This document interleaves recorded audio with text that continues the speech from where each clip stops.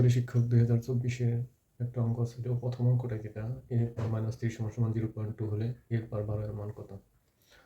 এখানে চারটা মান দেওয়া আছে। ক সমান 525, খ সমান 125, গ সমান 625 এবং ঘ সমান 526।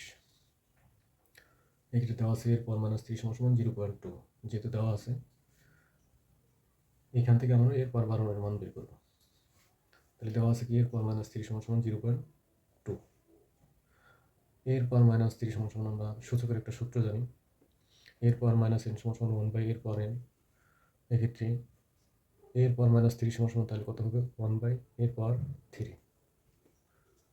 তাহলে 1 বাই এর পর 3 0.2 দশমিক যদি আমরা তুলে দিই তাহলে লবের 2 থাকবে, নিচে দশমিকের বদলে আমরা কি দিতে পারি? 1। আর দশমিকের পরে কয়টা সংখ্যা?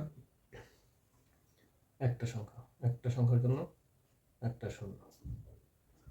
তাহলে যদি কাটি 5 দুগুণে 10। 1 বাই এর পর 3 তাহলে সমান 1 বাই 9।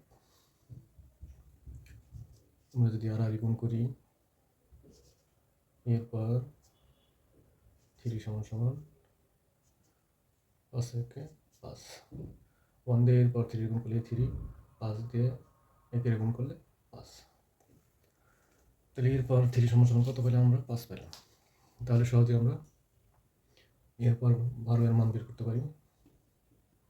তাহলে এরপর 3, তাহলে 12 করার জন্য আমাদের কত দ্বিগুণ করতে হবে? 4। পাওয়ার পর সবসময় কি হয়? গুণ হয়। 3 4 কত হয়? 12 হয়। যেহেতু এই পাশে 4 নিছি তাহলে এই পাশে কত নিব? 4 নিব। 5 এর পর 4 সমান কত জানি আমরা? তাহলে 5 কয়টা আছে? 4টা আছে।